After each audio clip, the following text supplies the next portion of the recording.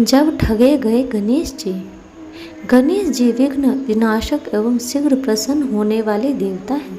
अगर कोई सच्चे मन से गणेश जी की वंदना करता है तो गौरी नंदन तुरंत प्रसन्न होकर उसे आशीर्वाद प्रदान करते हैं।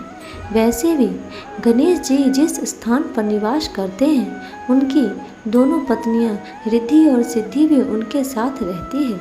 उनके दोनों पुत्र शुभ और एवं लाभ का आगमन भी गणेश जी के साथ ही होता है।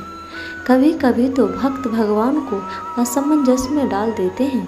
पूजा पाठ व भक्ति का जो वरदान मांगते हैं वह निराला होता है। काफ़ी समय पहले की बात है।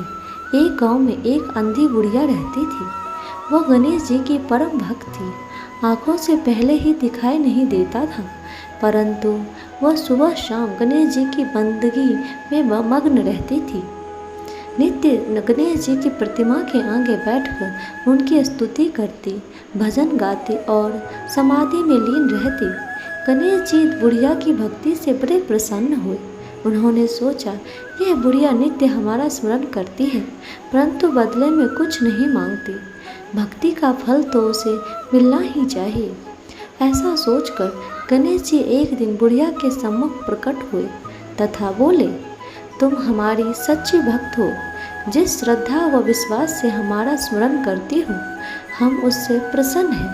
अंततः तुम जो वरदान चाहो हमसे मांग सकती हो। बुढ़िया बोली, प्रभु, मैं तो आपकी भक्ति प्रेम भाव से करती हूँ। मांगने का तो मैंने कभी कुछ सोचा ही नहीं।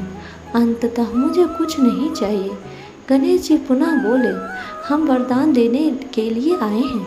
बुढ़िया बोली, हे सर्वेश्वर, मुझे मांगना तो नहीं आता। अगर आप कहें तो मैं मांग लूँगी। तब तक मैं अपने बेटे व बहू से भी सलाह निश्चय कर लूँगी। गणेश जी कल आने का वादा करके वापस लौट गए। बुढ़िया का एक पुत्र व बहू थे। बुढ़िया ने सारी बात उन्हें बताकर सलाह मांगी। बेटा बोला, माँ, तुम गणेश जी से ढेर सारा पैसा मांग लो, हमारी गरीबी दूर हो जाएगी, सब सुख चैन से रहेंगे। बुढ़िया की बहू बोली, नहीं, आप एक सुंदर पोते का वरदान मांगे, वंश को आगे बढ़ाने वाला भी तो चाहिए। बुढ़िया बेटे और बहू की बातें सुनकर असमंजस में पड़ गई। उसने सोचा, यह दोनों तो अपने अपने मतलब की बातें कर रहे हैं। बुढ़िया ने पड़ोसियों से सलाह लेने का मन बनाया। पड़ोसन भी नेक दिल थी। उसने बुढ़िया को समझाया कि तुम्हारी सारी जिंदगी दुखों में कटी है। अब जो थोड़ा जीवन बचा है वह तो सुख से व्यतीत हो जाए। धन अथवा पोते का तुम क्या करोगे? अगर तुम्हारी आंखें ही नहीं हैं तो यह सांसारिक वस्तु तुम्हारे लिए व्यर्थ है। अंततः तुम अपने लिए दोनों आंखें मांग लो। बुढ़िया घर लौट आई। बुढ़िया और भी सोच में पड़ गई। उसने सोचा, कुछ ऐसा मांग लो जिससे मेरा बहू और बेटे सबका भला हो जाए। लेकिन ऐसा क्या हो सकता है? इसी उधेड़-धुन में सारा दिन व्यतीत हो गया। बुढ़िया कभी कुछ मांगने का मन बनाती तो कभी कुछ, परंतु कुछ भी निर्धारित न कर सके। दूसरे दिन गणेश जी पुनः प्रकट हुए तथा बोले, आप जो भी मांगेंगे वह हमारी काम से हो जाएगा। वह हमारी कृपा से हो जाएगा।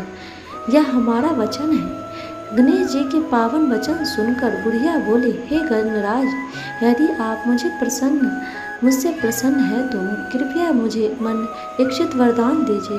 मैं अपने पोते को सोने के गिलास में दूध पीते देखना चाहती हूँ। बुढ़िया की बातें सुनकर गणेश जी उसकी सादगी व सरलता पर मुस्कुरा दिए। बोले, तुमने जो तो मुझे ठग ही लिया है। मैंने तुम्हें एक वरदान मांगने के लिए बोला था, परंतु तुमने तो एक वरदान में ही सब कुछ मांग लिया। तुमने अपने लिए लंबी उम्र तथा दोनों आंखें मांग ली है। बेटे के लिए धन व बहू के लिए पोता भी मांग लिया है। पोता होगा, ढेर सारा पैसा होगा, तभी तो वह सोने के गिलास में दूध पिएगा। पोते को देखने के लिए तुम जिंदा रहोगे, तभी तो देख पाओगी। अब देखने के लिए तो आंखें भी देनी ही पड़ेगी। फिर भी वह बोले, जो तुमने मांगा वे सब सत्य होगा। यूँ कहकर गणेश जी अंतर्ध्यान हो गए। कुछ समय पाकर गणेश जी की कृपा से बुढ़िया के घर पोता हुआ बेटे का कारोबार चल निकला तथा बुढ़िया की आंखों की रोशनी वापस लौट आई।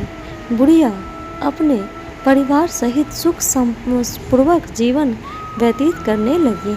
दोस्तों, आपको ये गणेश जी की कृपा कैसी लगी कमेंट बॉक्स में ज़रूर बताइएगा और लाइक शेयर सब्सक्राइब ज़रूर कीजिएगा। धन्यवाद। ओम नमः शिवाय।